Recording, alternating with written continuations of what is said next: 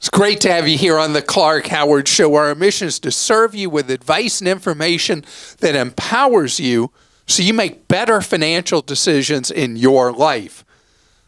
Gosh, we've been getting the most travel questions we've seen in years. People are really traveling.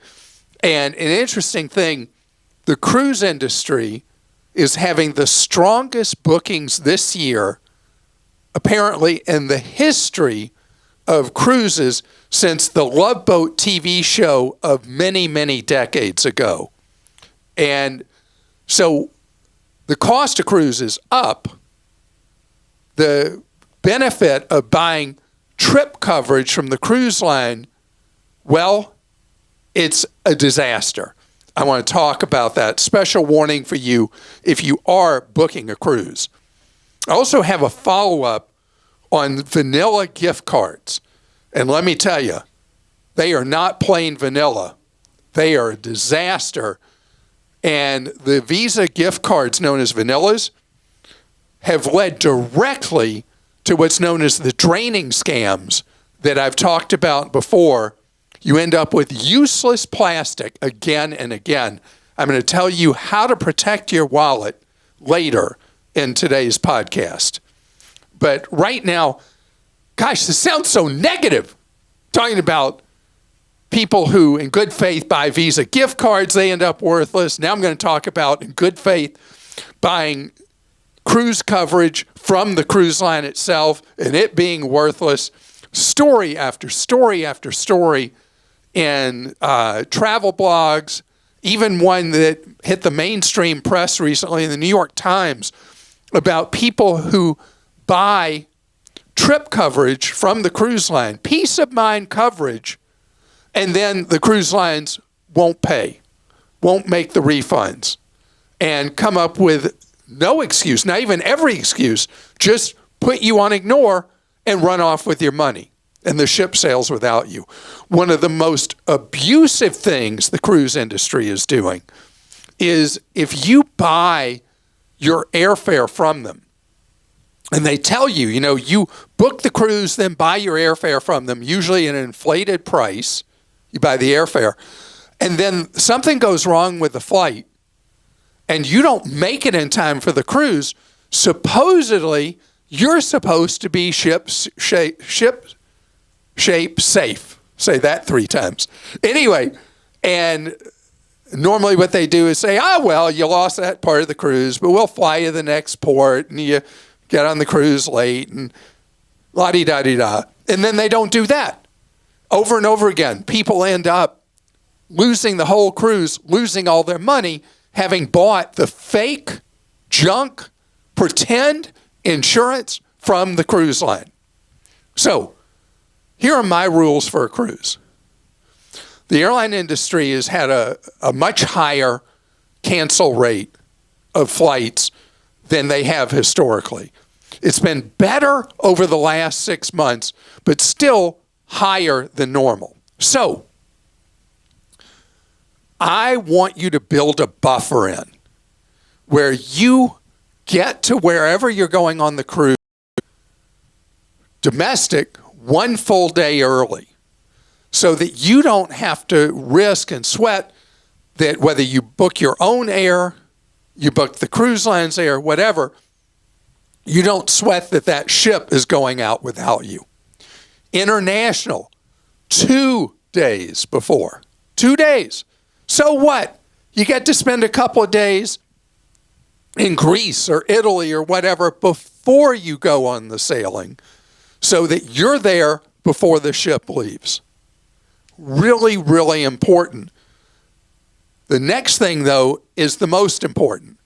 Don't ever fall for the con of pretend cruise coverage, pseudo insurance from the cruise line. Buy an independent trip insurance policy and make sure it covers the eventual circumstances that you're worried about. So, as you might imagine, a lot of people who've had cruises booked in the Middle East have not felt comfortable going. And so the cruise lines in their brochures say, hey, tough. We have the right to change whatever. And so you have paid for this, again, in good faith, intending to go to wherever you're going to go, and either it's not safe or the cruise line completely changes the itinerary of the cruise, which defeats the whole purpose of what you were trying to do. So when you buy trip insurance for a cruise, also could apply to expensive tours that you lose your money if you don't go. Buy trip insurance that includes cancel for any reason coverage. It's additional. And it's not going to give you back 100% of your money, but usually will be 50, 60, 75, or 80% of the money, depending on what level of coverage you buy. Where you can say, well, they're not doing this, they're not doing that, or this happened, and I'm not going to go. At least you get back the lion's share of your money. But buy independent policies. There are some big websites where you can see policies from many different companies. Read the terms of what's important to you. What is a covered event under that policy? And compare one to another, to another, to another. Ensure my trip is the biggest, but there are others. And shop around. But remember the rule. Do not buy fake trip pretend insurance from the cruise line. How do you think I feel about the cruise coverage? I think you're very clear on that. Okay. For good reason. All right, a couple of travel questions and then also a retirement question in this segment. Tim in California says, I know Clark likes to travel and usually bases his travel on where he finds the deal. But how does he decide what is first among the deals? Cheap airfare, cheap lodging, a combination, or what is it that makes him pull the trigger? Also, has he ever taken a trip to Hungary, and when is the best time to visit Hungary as far as airfare and places to stay? And would he do a river cruise in Hungary, and what is not to be missed? Okay, so let me do this in reverse order. Yes, I've been to Hungary, and the cheapest time to go anywhere in Central and Eastern Europe is in the cold weather season, and you just got to bundle up. It is a fraction of the cost going November 1st to February 28th. Much, much cheaper, shorter days, don't have much daylight. You got the gray skies, cold weather, but the cost of the trip is so much lower. River cruise. I've never done a river cruise. I feel unqualified to speak about them. I know a lot of people go on river cruises and absolutely love them. There have been some disappointments with river cruises of late because of low water flow in a lot of riverways, and you end up on a bus. The river cruise is shortened, and your river cruise actually is a traditional 46-passenger bus for a lot of the trip if the water levels are too low. So pay close attention to that before you book one. Now, your core question, this is what I do. You have 24 hours from when you see a bargain airfare to shop the other elements. So when there's a great deal on airfare, that's my trigger. So I'll book an airfare. This actually happened where we booked an airfare to Hawaii, and then I started looking at what the accommodations costs were for the travel period of the ticket I booked, and I canceled free of any cost, just canceled my ticket. I didn't even make it 12 hours. I canceled that ticket. So I start, because airfare is such a big chunk of the cost of a trip, I start when a bargain airfare pops up, book it. Then I have my shopping window that I've got to be all over to see what the total cost of that trip's going to be. And then I do the no or go or no go at that moment. I've seen you do that so many times. Okay, and Jamie in Illinois says, Clark loves to travel, but I rarely hear Clark mention what he enjoys doing while on his travels. Does he go to museums, tourist activities, excursions? What do he and his family enjoy, and how does he find the best deals on those activities? So I never buy a tour anywhere we go. And I wander, ride the subway, ride the buses, do whatever, get around on foot. My wife loves going to museums. So what we do is I escort her to the museum and leave her there. I go wandering in the area where the museum is. And I love street life. I love exploring neighborhoods. I get off the main road and go on side streets wherever I am. And I absorb the local culture is what I truly enjoy. And then she'll text me when she's finishing. I go back and get her at the museum. We go wander wherever else and go wherever else. About cruise excursions?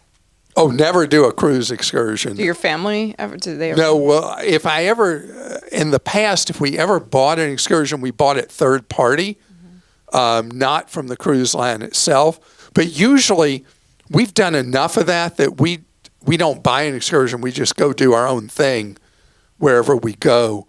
It's interesting you brought up the cruise angle. But I think about my travel to wherever, like we may go to a country, like we had the privilege recently of going back to Australia for another visit, which makes me sound like a spoiled brat. No, it doesn't. Visit. You had the cash, you paid the money. My fourth time. Yeah. Anyway,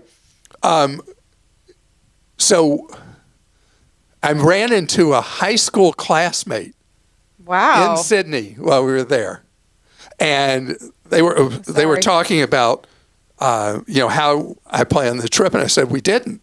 We're just doing whatever, because for me it's all the randomized kind of things that happen on a trip rather than any kind of planned tour or anything like that. So I'll say one of the things I do, if you do like to plan activities on a trip, I love the Airbnb experiences it's called tab. Where you can find a lot of different local things to do. And of course, I check all the reviews. You look for, experiences that have a lot of reviews. Viator is the big one owned by, is it TripAdvisor? That's a big tour group tour website as well. I've had some good experiences with those. But on Airbnb, we actually are doing a staff trip to Rome, upcoming staff trip to Rome. And I was looking for an activity and I found it looks wonderfully reviewed activity out in the countryside, learning to cook and make ravioli. And I was able to get a group discount with the lady, just talking back and forth with her, very personalized, and saved us some money that way. And I'm really excited about it. So I love doing that. That's just a tip from me. So I got to tell something about our staff trip. So we go once a year wherever. And I remember we had a newer employee when we were in a staff meeting, and they piped up and they said, well, when is this trip and where are you going? And people just started laughing, because our deal is, and we're moving a lot of people to wherever, it's just whatever deal pops up to wherever in the world, whatever date, and that's where we go. That's why last year we went to Thailand and Singapore, because that's where the sale was. I mean, it's just wherever the bargain is, whenever it is. So Italy popped up on sale at an incredibly great price, and that's why we're going there. All right, let's squeeze in this one from Samuel in Georgia. My employer matches 25% of all my 401k contributions up to the limit. I currently contribute 5% to my Roth 401k, max out my Roth IRA, and max out my HSA. I've been thinking it might be more advantageous to axe the Roth IRA contribution and only contribute to the Roth 401k with the 25% match and max out the HSA. I can't afford to completely max out the 401k and IRA, but I figured I could take advantage of getting more match rather than max out the IRA. The only downside I see is there's only about 15 funds to invest in with my employer's 401k. Overall, I invest around $1,220 a month currently, and I max out my Roth and HSA. Any thoughts on switching to only 401k and HSA contributions? First of all, Samuel, I got to tell you how fantastic it is that you're so dedicated to saving money like you are. And yes, what you're considering doing is the smart move. You want to pick up as many dollars of free cash that employer match as you can. Now, you talked about the limit in funds in the 401k. It's also possible the 401k provider your employer uses is a more expensive administrator than maybe you have your IRA with. Still worth it for you to move your contributions from the Roth IRA to the Roth 401k, because the value of that employer match that's all the way up to the limit is so valuable in terms of additional money that is invested in your future. What you're thinking of doing is the right strategy, the right move. And again, congratulations to you on knowing the wisdom of funding an HSA. I hope you're investing that money and also saving for your future like you are, the money you're putting aside to create long-term financial security and, dare I say, eventually, financial independence. FI, financial independence. Coming up ahead, how Visa is trying to make sure you have no money. I'm going to tell you all about that. So Visa is looking for every possible way to get in your wallet. And that's the business they're in. The Visa MasterCard cartel, we have the highest merchant rates in the world. And so there's enormous incentive for Visa to create new product extensions to get stuff in your hands that they'll then collect merchant fees from, including the vanilla product, which we've had complaints from consumers about before. Now is much in the news because of a class action lawsuit against Visa over vanilla. What is vanilla? Vanilla, well, it's my favorite flavor of ice cream, but that's not what we're talking about here. So vanilla is a card that's like a gift card that Visa heavily markets. And with it, you go into a retailer, and you know how they'll have those gift card racks? Well, Visa sells these things, and the allegation of the lawsuits, it's pretty clear if you see these displays in the stores, or that they're selling these carelessly without any good security in place. Criminals will go into a store, a drugstore, discount store, whatever. They'll grab a stack of the vanilla cards. They leave the store. They open them up. They scrape off and find the pen for them. They've got the number there. And then they paint them back, package them back, take them back in the store. And employers give these things to employees, $100, $500, whatever. And at Christmas time or bonus, whatever, an employer will give you one. And you go to use it, and there's no money on it. And the criminal element has completely figured this out.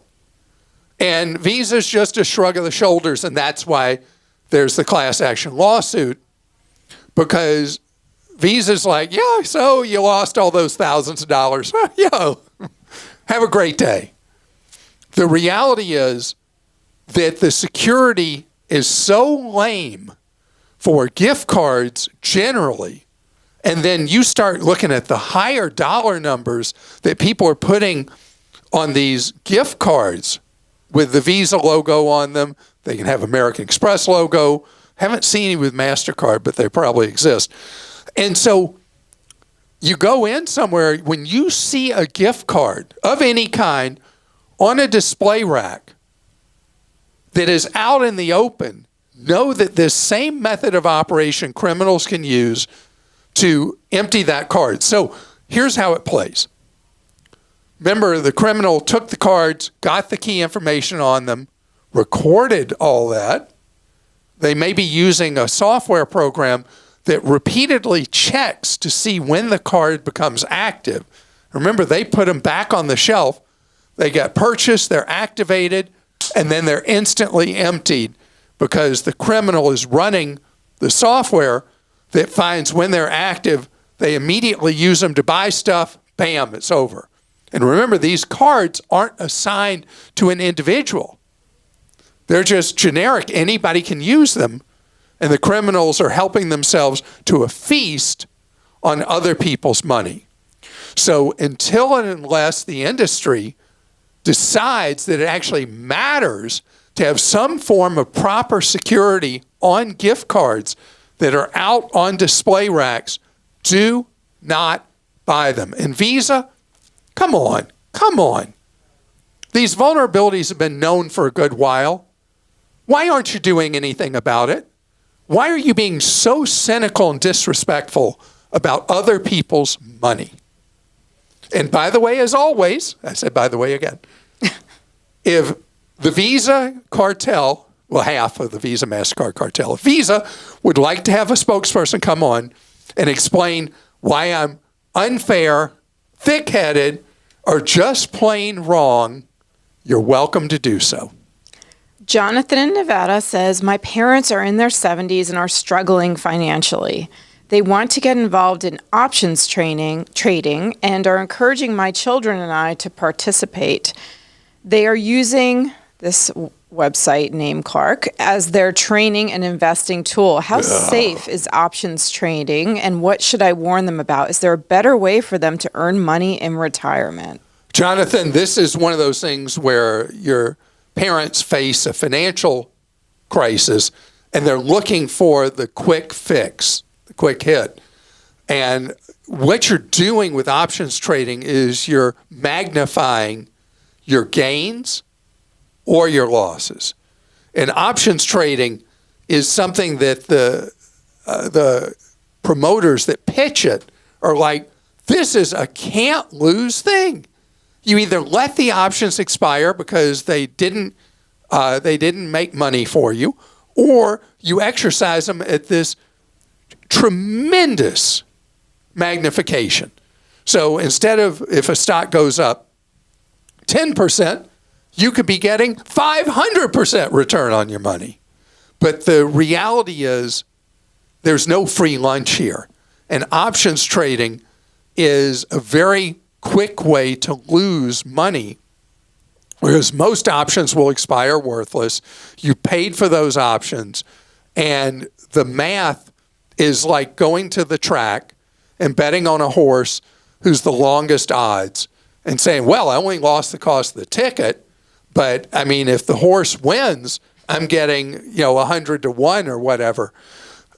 It is not sound, basic financing and investing, and I don't recommend options trading, particularly high leverage options trading.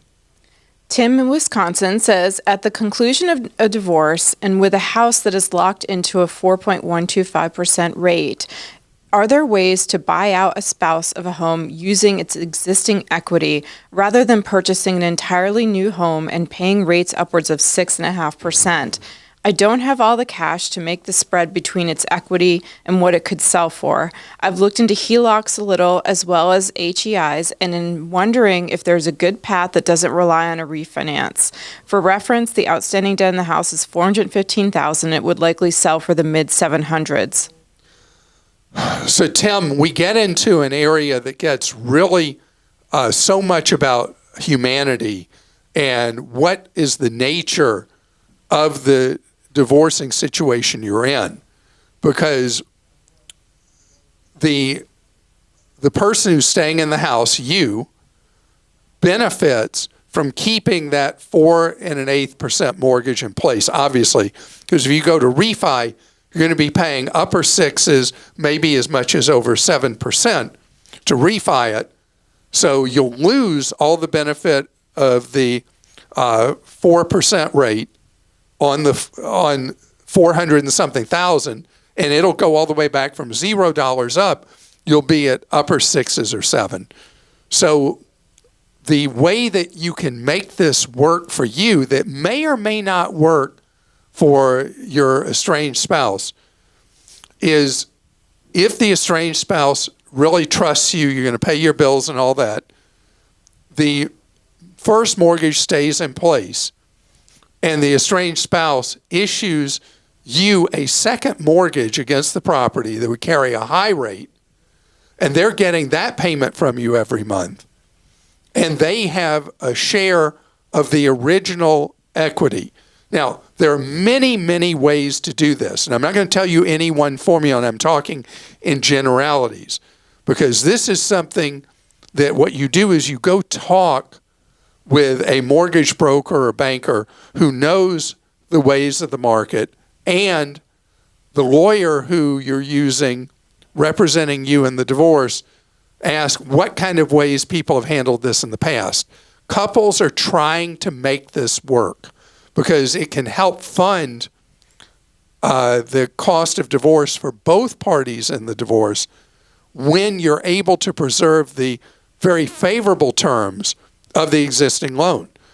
But truth be told, your estranged spouse faces great risk leaving that original first mortgage in place. Because if you don't pay or you go delinquent on the loan, who also went delinquent on the loan? Your estranged spouse. So this is something that can get very messy. It all depends on the dynamics of what's going on as the marriage moves apart, what is feasible and what's possible. And again, I'm not a lawyer. That's why you need a lawyer involved. You also need the wisdom of an experienced mortgage broker who's seen this, done that, and has suggestions that would be helpful. Steve in Florida says, what nation and currency would be a safe alternative to the U.S. dollar in the event of U.S. financial collapse because of the debt crisis? So we're the only reserve currency in the world, and everything else is influenced by the dollar at this point. And the path we're on with our budget deficits, not sustainable at all. And in the circus that's Washington, nobody from either party, other than a very small number of members of both parties who are just crying in the wilderness, are focusing on the danger to our nation's health and security from running these unconscionable budget deficits. And nobody's telling your fellow American the truth about the consequences of wanting all the candy from the government without paying for that candy. So this is something that's been a frustration of mine for a long, long time. And it's hard to believe that 25 years ago, the problem for the United States was we were running such budget surpluses that we didn't know how we were going to handle paying off the remainder of the national debt. Wow, we've gone in reverse on this. So it is reversible, getting back on a sustainable path, but we need politicians with guts who will speak to the American people honestly, and that's not been happening. Is the U.S. dollar going to collapse? Generally not likely, even with a debt crisis. What happens is the relevance of the U.S. dollar versus other currencies in the world, the relative position of the U.S. dollar will move from a position of strength to weakness. It will not likely collapse. But if you do want to hedge against that, you can buy any of a number of exchange-traded funds that hold a concentration in single currencies, which I don't like, or a market basket of currencies, not including the U.S. dollar, exchange-traded funds. That is the most efficient way for you to hold positions in currencies of countries that you trust more, that you have more confidence in, the long-term viability and strength of their money. My hope is that before we run aground in the United States, that we will sail a new course. Going back to the fact we were talking about cruises earlier. And I am an incurable optimist, but I will tell you, I am frustrated about the lack of maturity in our politicians and really in us collectively as Americans, that we don't want to face the music that we have to pay for the services and the transfer payments that we are getting from the federal government that we're not paying for now. That's just a fact. And that's not a very happy way to end this podcast. So remember what we're about. Our orbit is very different. We're about you learning ways to save more, spend less. Lessons would be very useful to the government. And avoid getting ripped off. Have a wonderful day.